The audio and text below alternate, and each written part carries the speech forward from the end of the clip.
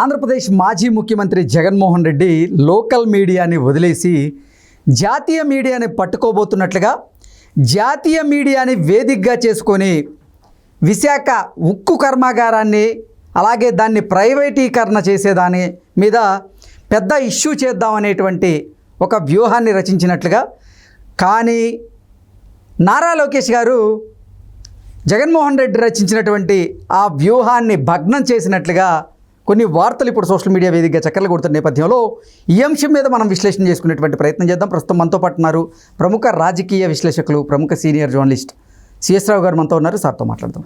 Sir, hi sir. Hello.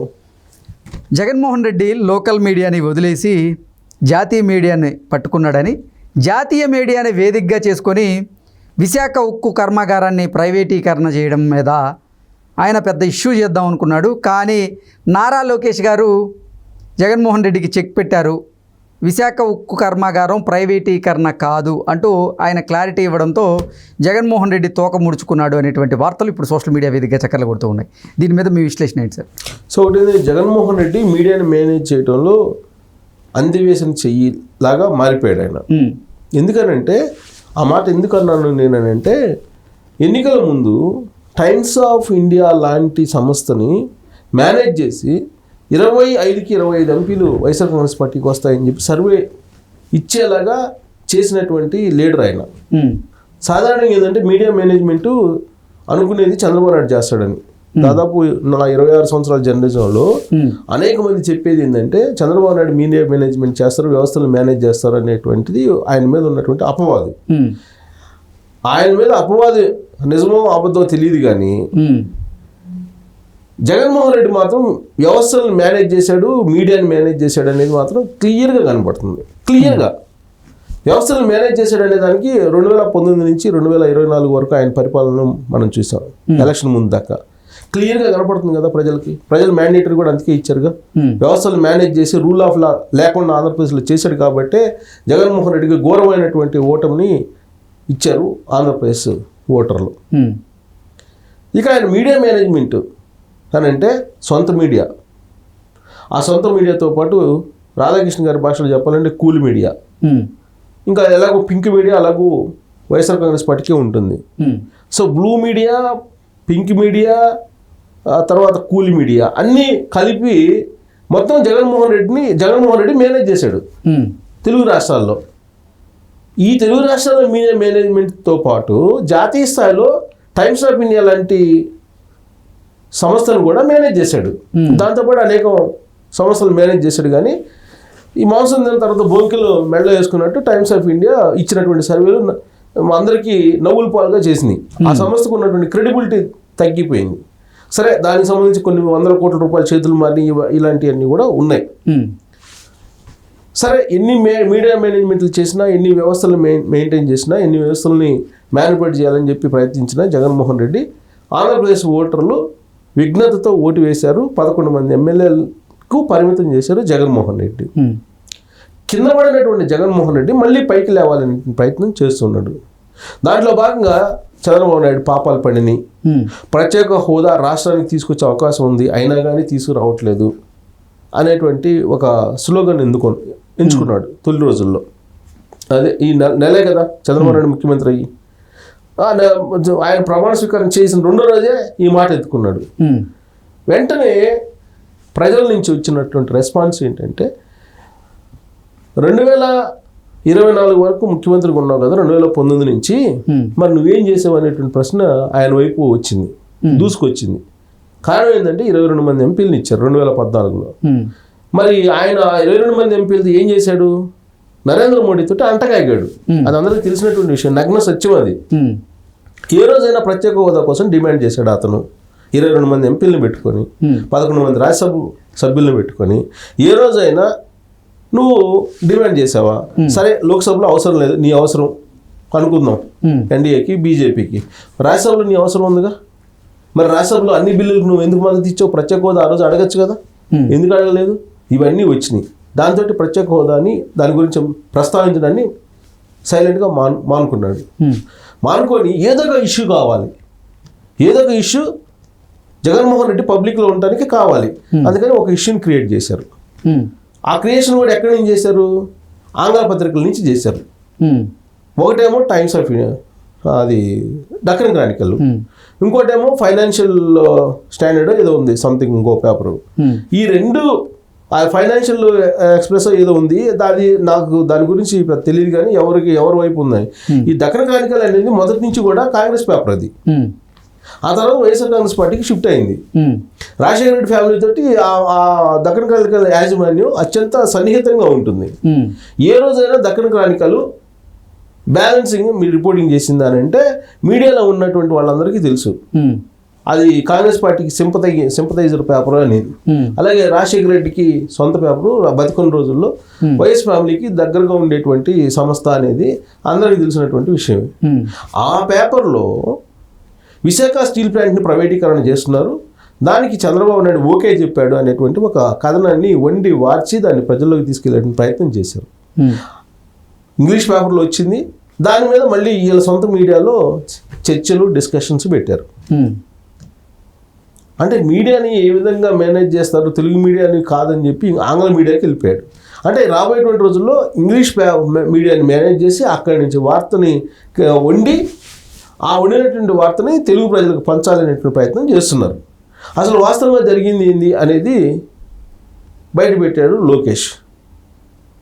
ఇప్పుడు powerful పొలిటీషియన్గా మారిపోయారు. ఇంతకు ముందులాగా కాదు కదా, ఆయన పప్పు అన్నారు వైఎస్ఆర్ కాంగ్రెస్ పార్టీ వాళ్ళు. ఆయనకి తిక్కరేగింది, జనంలోకి వెళ్ళిపోయాడు. యువగాళం పాదయాత్ర చేశారు. యువగాళం పాదయాత్ర చేసిన తొలి రోజుల్లో అసలు ఏం పట్టించుకోలేదు వైఎస్ఆర్ కాంగ్రెస్ పార్టీ వాళ్ళు. ఎప్పుడైతే ఒక వారం రోజులు యువగాళం పాదయాత్ర జరిగిందో, ప్రజల నుంచి రెస్పాన్స్ వచ్చిందో, అప్పటి నుంచి ఆయన్ని అడ్డుకోవాలి, ఏదో రకంగా ఆ పాదయాత్రను ఆపాలి అనేటువంటి ప్రయత్నం చేసిన మాట వాస్తవం, అందరికీ తెలిసినటువంటి విషయమే. లాస్ట్కి ఆయన పాదయాత్ర మీద రాళ్ళు, కోడిగుడ్లు వేయించేటువంటి పరిస్థితికి వెళ్ళింది గోదావరి జిల్లాకి వెళ్ళేటప్పటికి. అంటే నువ్వు భయపడే కదా ఇలాంటివన్నీ చేసింది. 2019 ఎన్నికలకు ముందు జగన్మోహన్ రెడ్డి రాష్ట్ర వ్యాప్తంగా పాదయాత్ర చేసినప్పుడు ఎక్కడ రాళ్ళు, కోడిగుడ్లు వేయలేదే ఆ రోజు ఉన్నటువంటి అధికారంలో ఉన్నటువంటి తెలుగుదేశం పార్టీ. మరి నువ్వు యోగాలకి ఎందుకు రాళ్ళు, కోడిగుడ్లు వేయించావు అని అంటే యోగాలను చూసి నువ్వు భయపడినట్టే కదా. సో ఇప్పుడు రాజుదేలినటువంటి లోకేష్ అసలు విషయాన్ని బయటపెట్టాడు. జగన్మోహన్ రెడ్డి ఎలా వండి వార్చి ఈ కథనాన్ని ప్రజల్లోకి తీసుకెళ్లాడు, ఈ కథనంలో ఉండే నిజాయితీ ఏంటి అనే దాన్ని బయటపెట్టాడు. బయటపెట్టి ఆయన ఒక ట్వీట్ చేయడంతో పాటు ఆయన మీడియాకు కూడా ఒక ఇన్ఫర్మేషన్ ఇచ్చారు. ఏమి ఇచ్చారు ఇన్ఫర్మేషన్ అంటే, ఎన్నికల ముందు ఏదైతే హామీ ఇచ్చామో విశాఖ ప్రైవేటీకరణ అనేటువంటి దాని మీద అదే హామీకి కట్టుబడి ఉంటాం, మేము మనమే తిప్పేటువంటి పొలిటీషియన్స్ కాదు, ఆ ఫ్యామిలీ కాదు అని చెప్పి చాలా క్లియర్గా చెప్పారు. విశాఖ స్టీల్ ప్లాంట్ విషయంలో ఎల్వి సుబ్రహ్మణ్యం ఏం చెప్పారు ఈ మధ్యకాలంలో ఒక ప్రైవేట్ ఇంటర్వ్యూలో, ఒక ప్రైవేట్ ఛానల్కి ఇచ్చినటువంటి ఇంటర్వ్యూలో, జగన్మోహన్ రెడ్డి ఆ భూములు కొట్టేయాలని ప్రయత్నం చేశాడు, రాజధానికి కొంత తీసుకోవాలని చూశాడు, రాజధాని పేరుతో కొంత రాజధాని కేటాయించి కొన్ని భూములు ఆయన కొట్టేయాలని చూశాడని చెప్పాడా లేదా ఎల్వి సుబ్రహ్మణ్యం? జగన్మోహన్ రెడ్డి ఆయనకి చెప్పాడనే విషయం కూడా చెప్పాడు కదా ఎల్వి సుబ్రహ్మణ్యం. అంటే విశాఖ ఉక్కు సంబంధించినట్టు భూములు కొట్టేయడానికి జగన్మోహన్ రెడ్డి ప్లాన్ చేశారు అనేది ఎల్వి సుబ్రహ్మణ్యం చెప్పారు, మనం చెప్పటం కాదు. ఆయన అధికారంలో ఉన్నప్పుడు ఏం చేశాడు జగన్మోహన్ రెడ్డి? విశాఖ ఉక్కు ప్రైవేటీకరణ అంశం బయటకు వచ్చింది, ఆయన 2-3 మీటింగ్లో పార్టిసిపేట్ చేశాడు జగన్మోహన్ రెడ్డి, ప్రైవేటీకరణకు అంగీకరించాడు అనేది కూడా బయటకు వచ్చింది కదా. ఆ రోజున ప్రైవేటీకరణకి మద్దతు ఇచ్చాడు కదా జగన్మోహన్ రెడ్డి. లాస్ట్కి ఏం చెప్పాడు? ప్రైవేటీకరణ చేసేటప్పుడు టెండర్లు వేస్తారు, ఆ టెండర్లో మనం ఆంధ్రప్రదేశ్ ప్రభుత్వం పాల్గొని దాన్ని మనం పాడుకుందాము అని చెప్పాడు. ఇదే కదా చెప్పింది జగన్మోహన్ రెడ్డి. విశాఖ ఉక్కు ప్రైవేటీకరణ చేయకుండా ఉండేందుకే నేను ప్రయత్నం చేశాను. ఇన్ని రోజులు అసలు విశాఖ ఉక్కు ప్రైవేటీకరణ జరగలేదంటే అది కేవలం నేను చేసిన ప్రయత్నం వల్లే అంటూ జగన్మోహన్ రెడ్డి చెప్పారు కదా సార్. జగన్మోహన్ రెడ్డి కళ్ళార్పుకున్న అబద్ధాలు చెప్తాడనే దానికి ఇది ఒక నిదర్శనం. ఇప్పుడు ఆయనే కదా అసెంబ్లీ సాక్షిగా చెప్పాడు కదా, ఏం చెప్పాడు? ప్రైవేటీకరణ అయితే టెండర్లు వేస్తారు, గ్లోబల్ టెండర్లు, ఆ గ్లోబల్ టెండర్లో ఆంధ్రప్రదేశ్ ప్రభుత్వం కూడా టెండర్ వేసి మనం ఓన్ చేసుకుందాము ఆంధ్రప్రదేశ్ తరఫు నుంచి, ప్రభుత్వం తరఫు నుంచి చెప్పాడు కదా. అంటే ప్రైవేటీకరణకు అంగీకరించినట్టే కదా ఆయన అంగీకరిస్తేనే కదా మీటింగులు జరిగింది, 2-3 మీటింగులు. కేంద్ర ప్రభుత్వం మీటింగులు పెట్టిందంటే ఈయన అనుమతితోటే కదా పెట్టింది, ఈయన సమ్మతిస్తేనే కదా పెట్టింది. ఈయన చెప్పాడు కదా టెండర్లో పాల్గొందామని, అంటే ప్రైవేటీకరణకి అంగీకరించినట్టే కదా. ఇప్పుడు మేము అడ్డుకున్నామని ఎలా చెప్తాడు? ఆ రోజున అనేక మంది కోర్టుకు వెళ్ళారు ప్రైవేటీకరణ జరుగుతుంది అని చెప్పి. కనీసం ఉద్యమం చేసేటప్పుడు ఆ కార్మికులు కొన్ని సంవత్సరాల పాటు 2-3 సంవత్సరాల పాటు ఉద్యమం చేస్తే విశాఖ ఉక్కుని కాపాడుకోవాలి, అది ఆంధ్రుల హక్కు అని, కనీసం ఆ ఉద్యమకారుల దగ్గర కూడా పోలా ఆయన. అవును. ఆ ఉద్యమకారుల దగ్గరికి పోయి ఆ ఎలక్షన్ ముందు పోయేమన్నాడు తెలుసా జగన్మోహన్ రెడ్డి, అసలు విశాఖ ఉక్కు ప్రైవేటీకరణ ఉద్యమం జరుగుతున్న సంగతి నాకు తెలియదు అని చెప్పేసి వ్యాఖ్యానించిన మహానేత జగన్మోహన్ రెడ్డి. సో అలాంటి ఆయన ఇప్పుడు విశాఖ ఉక్కు గురించి మాట్లాడుతూ తెలుగుదేశం పార్టీ చంద్రబాబు నాయుడు విశాఖ ఉక్కు ప్రైవేటీకరణ చేయబోతున్నారని చెప్పి మీడియాని మేనేజ్ చేసి ఆయనకి కావాల్సినటువంటి పత్రికలు రాయించి ప్రజల్లో ఒక రకమైనటువంటి అలజడి సృష్టించాలి, అసహనం సృష్టించాలి, ఈ రాష్ట్రం అభివృద్ధి చెందకూడదు, అభివృద్ధి చెందితే చంద్రబాబుకి పేరు వస్తుంది అనేటువంటి ఒక ఆలోచనతో ఆ పని చేస్తున్నాడు తప్పితే నిజంగా దాంట్లో నిజం ఉంటే కనుక ఆయన ఇప్పుడు రాయించినటువంటి ఆర్టికల్స్లో దాన్ని మనం అభ్యంతరం పెట్టాల్సిన అవసరం లేదు. కానీ ఎక్కడైనా సరే చంద్రబాబు నాయుడు నీకు విశాఖ ఉక్కును ప్రైవేటీకరణ చేయమని చెప్పాడా? దానికి ఏమన్నా ఆధారం ఉందా నీ దగ్గర? లేదు కదా. లేనిపోయినటువంటి గాసిప్ని క్రియేట్ చేసి ప్రజల్ని అయోమయంలోకి తీసుకెళ్ళి ఏం సాధిద్దాం అనుకుంటున్నారు? మంచి పద్ధతి కాదు. అది మనకి మార్చుకోకపోతే మీడియాని మేనేజ్మెంట్ చేసి అధికారంలోకి మళ్ళీ రావచ్చు అనుకుంటే అది జరగని పని. ఓకే, ఎందుకంటే మీడియాని మేనేజ్మెంట్ చేసినటువంటి వాళ్ళు అధికారంలోకి రాలేదు ఇప్పటి వరకు. ఒకవేళ అదే జరిగితే, అదే నిజమైతే చంద్రబాబు నాయుడు పర్మనెంట్గా సీఎం ఉండాలి. 2004లో ఏ పత్రిక లేదు, ఆయన సపోర్ట్ పత్రికలే ఉన్నాయి, వ్యతిరేకంగా ఏ పత్రికలు లేవు, మీడియా లేదు పెద్దగా, ఒకవేళ ఉన్నా కానీ పెద్ద నామినేలు. మరి ఆయన ఎందుకు ఓడిపోయాడు 2004లో? మరి కేసీఆర్ 2023లో ఎందుకు ఓడిపోయాడు? మొత్తం మీడియా అయిందే కదా ఇక్కడ తెలంగాణలో.